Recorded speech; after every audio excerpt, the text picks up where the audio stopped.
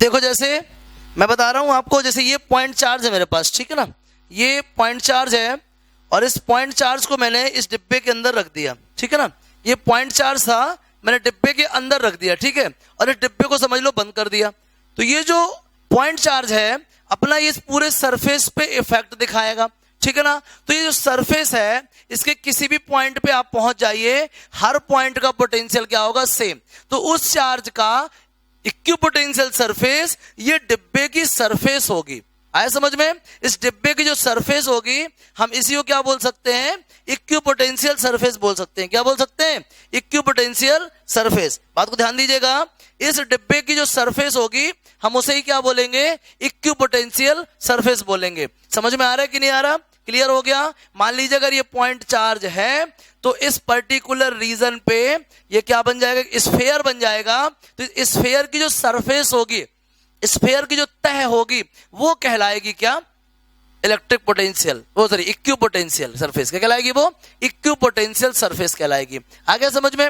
जैसे आप समझते होंगे एक पेन, पेन जानते हैं ना, पेन समझ लो, पेन में लीड है ना, तो लीड हो गई चार्ज, लीड क्या हो गई, लाइन चार्ज। तो जो पेन की बाउंड्री होती है ना, बाउंड्री, वो क्या बन जाएगी, इक्विपोटेंशियल सरफेस बन जाएगी। क्या बन जाएगी? वो इक्विपोटेंशियल सरफेस। समझ रहे हैं कि नहीं समझ रहे हैं? जो पेन होता है ना, पेन, पेन में पतली सी लीड पड़ी रहती है ना, वो रिफिल, रिफिल समझते हैं ना, वो जो लीड है उस लीड में अगर वो चार्ज है, लीड क्या मान लो, समझ लो लाइन चार्ज, लीड को क्या मान लो, लाइन चार्ज। तो ये जो पेन है ना, पेन, पेन की जो आउटर सरफेस है ये कहलाएगी इक्विपोटेंशियल सरफेस। क्या कहलाएगी? Equipotential surface. आ गया समझ में? डेफिनेशन क्लियर हो गई। किसको बोलते हैं इक्विपोटेंशियल सरफेस? किसको बोलते हैं?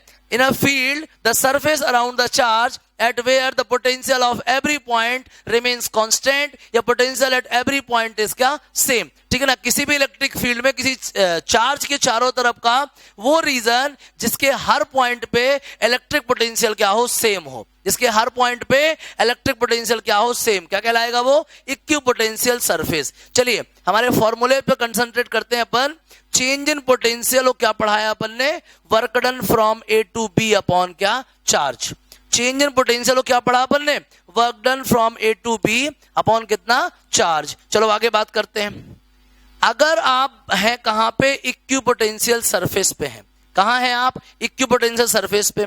ये ए है और ये बी है, मैं ए से गया बी में। अब बताइए क्या यहां पे ए और बी के पोटेंशियल में कोई डिफरेंस है? ये मेरे पास क्या है, इक्विपोटेंशियल सरफेस है। क्या है मेरे पास, ये इक्विपोटेंशियल सरफेस। और मैं इक्विपोटेंशियल सरफेस में ए से बी पे गया। कहां पे गया मैं, इक्विपोटेंशियल सरफेस में। जो पोटेंशियल ए का है वही पोटेंशियल बी का है, मतलब ए और बी में कोई पोटेंशियल डिफरेंस नहीं है, मतलब डेल्टा बी की वैल्यू क्या है, 0 है। डब्ल्यू ए से बी अपॉन क्या, क्यू नॉट, क्रॉस मल्टीप्लाई कर दो। तो बताइए ए से बी जाने में कितना वर्क डन होगा, 0।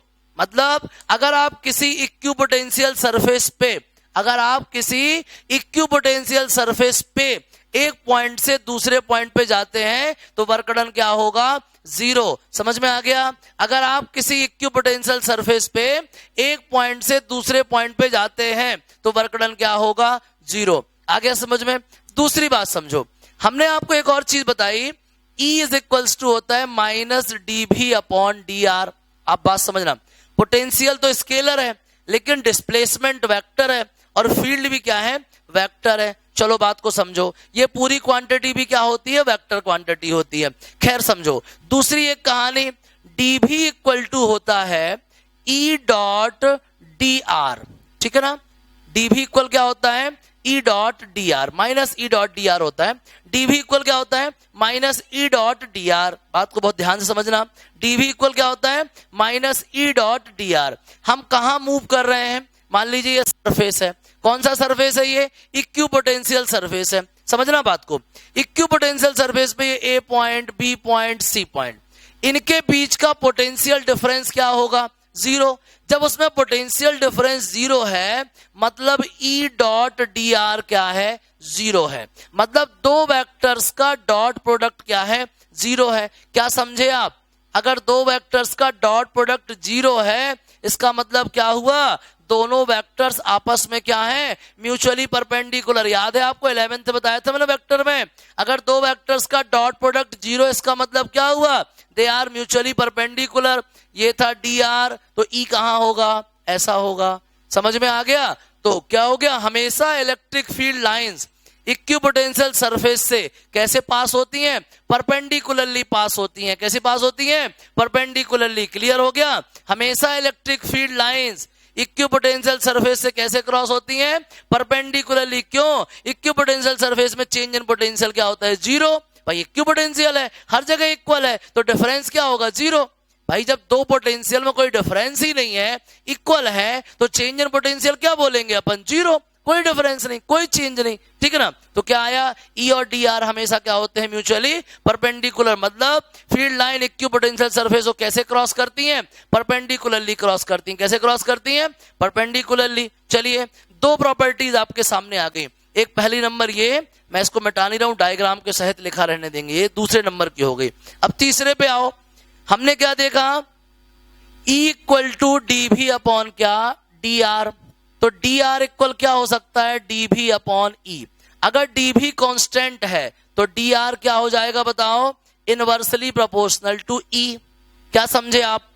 अगर इलेक्ट्रिक फील्ड ज्यादा होता है, अगर इलेक्ट्रिक फील्ड क्या होता है, ज्यादा, तो डी आर मतलब सेपरेशन क्या हो जाएगा, कम। अगर इलेक्ट्रिक फील्ड क्या होता है, ज्यादा, अगर फील्ड की इंटेंसिटी अगर ज्यादा है, स्ट्रेंथ ज्यादा है, तो डी आर का जाएगा कम, सेपरेशन क्या हो जाएगा, कम। मतलब स्ट्रॉन्ग इलेक्ट्रिक फील्ड वाले रीजन में जो क्या है, इक्विपोटेंशियल सरफेसेस हैं, वो बहुत ही पास पास रहते हैं। क्या समझा आपने।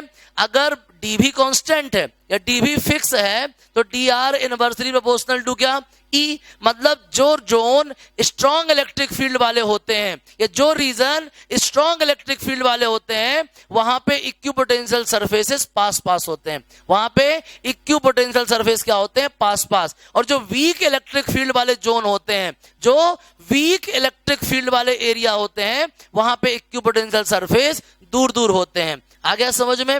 चलिए तो आपको एक तो ये समझ में आ गया कि इक्विपोटेंशियल सरफेस में मूव करने के लिए वर्क नहीं करना पड़ता। दूसरा, फील्ड लाइन हमेशा परपेंडिकुलर निकलती है। और तीसरा क्या, ये आपको चौथी चीज क्या है, अगर इक्विपोटेंशियल सरफेस में किसी कंडक्टर को रखते हैं तो उनके अंदर का टोटल चार्ज क्या होता है, जीरो। उनके अंदर का, कंडक्टर्स के अंदर का टोटल चार्ज क्या होता है, जीरो। समझ में आ गया। चलिए ये तो हुई क्या, एक ही इक्विपोटेंशियल सरफेस के लिए, ठीक है।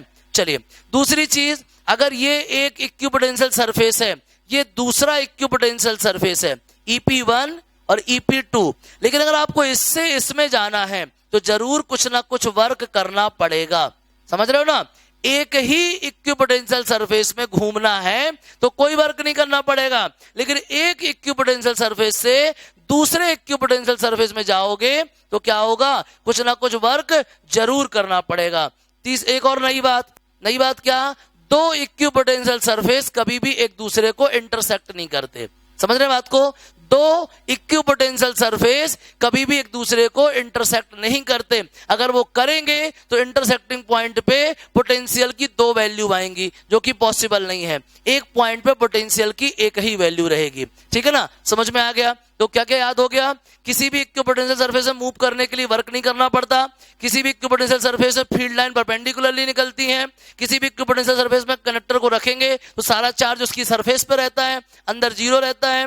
और क्या, स्ट्रॉन्ग इलेक्ट्रिक फील्ड वाले रीजन में इक्विपोटेंशियल सरफेस पास पास होते हैं और वीक में क्या, दूर दूर रहते हैं। और क्या, अगर आप एक इक्विपोटेंशियल सरफेस से दूसरे वाले में जाते हो तो कुछ ना कुछ वर्क जरूर करना पड़ेगा, वर्क जीरो नहीं हो सकता। और दो इक्विपोटेंशियल सरफेस कभी भी एक दूसरे को इंटरसेक्ट नहीं करेंगे। समझ में आ गया। ये चीजें आपको जानना था इक्विपोटेंशियल सरफेस के बारे में। क्लियर हो गया। तो मैंने आपको पोटेंशियल बता दिया प्लस इक्विपोटेंशियल सरफेस बता दिया। मैंने आपको करीब 10-12 क्वेश्चन भेजे हैं, वो 10-12 क्वेश्चन सॉल्व करिए। और आज का होमवर्क और क्या है, एक्सियल और इक्वेटोरियल पोजीशन का इलेक्ट्रिक पोटेंशियल का डेरिवेशन करके आपको मुझे व्हाट्सएप करना है हर हालत में, वो बहुत जरूरी है, ठीक है ना। वो करना और सीट सॉल्व करनी, ठीक है। समझ में आ गया। अब कल होगा एनसीईआरटी डिस्कशन, कहां तक का, इक्विपोटेंशियल सरफेस तक का, ठीक है। तो आप यहां तक एनसीईआरटी रीड कर लीजिए, इसके बाद अपन इक्विपोटेंशियल सरफेस तक का एनसीईआरटी डिस्कशन करेंगे, ठीक है ना। चलिए छाप लीजिए, इसको छापिए।